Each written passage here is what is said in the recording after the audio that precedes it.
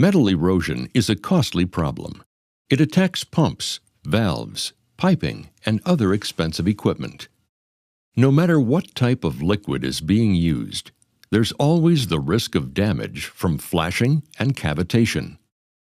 Wherever there's a restriction in flow, the decrease in pressure can cause a fluid to reach its vapor point. Flashing occurs when the fluid vaporizes and remains a vapor. Metal erosion caused by flashing appears smooth and shiny. Cavitation occurs when the fluid vaporizes, then returns to a liquid state as the pressure increases downline.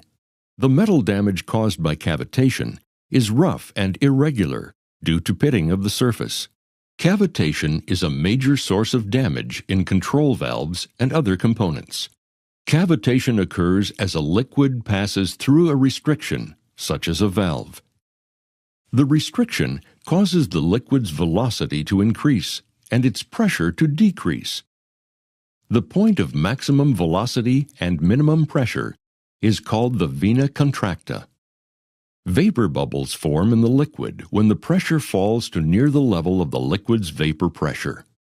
When the pressure recovers downstream, the vapor bubbles implode and return to liquid form.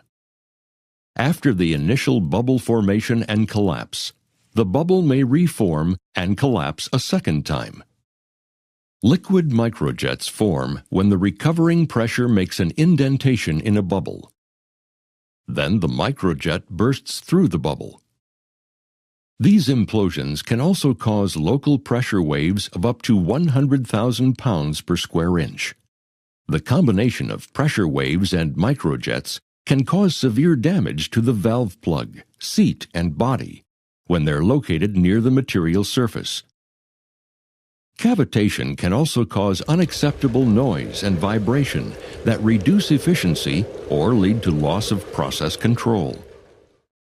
Even though cavitation occurs, it doesn't always cause damage. The extent of cavitation damage is affected by the following factors. The intensity of the cavitation. Greater drops in pressure increase the potential for damage. The materials used in the construction of the area where the cavitation occurs. Hardened materials reduce damage. The length of exposure to cavitation. The more frequently that cavitation occurs in an area, the more likely it is to sustain damage. Valve size. Increasing the valve size tends to make the effects of cavitation worse. The design of the valve and trim in the area of cavitation. High recovery ball and butterfly valves are more susceptible to cavitation damage. If there is leakage occurring when a valve is closed. Fluid leakage moves fluid from a high-pressure area to a low-pressure area, which results in cavitation and potential damage. Cavitation damage can be reduced by altering or accommodating any of these factors. Cavitation damage can often be reduced or prevented by using the proper components. Emerson offers these solutions.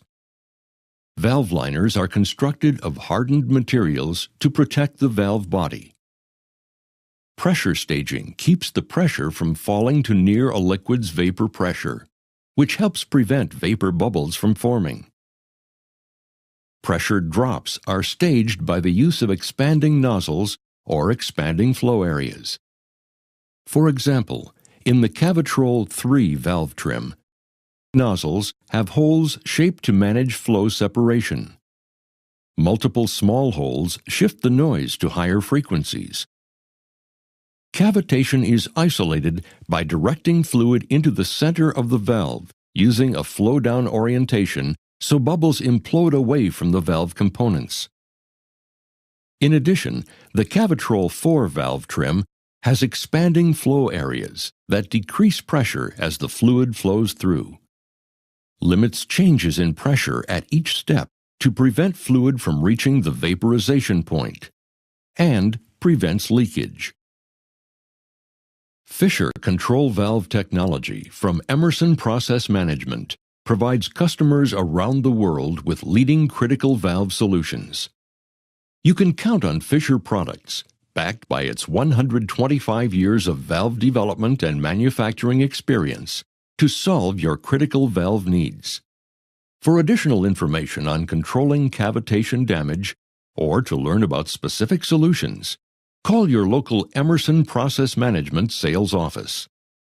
To locate your local sales office, see us at www.fisher.com.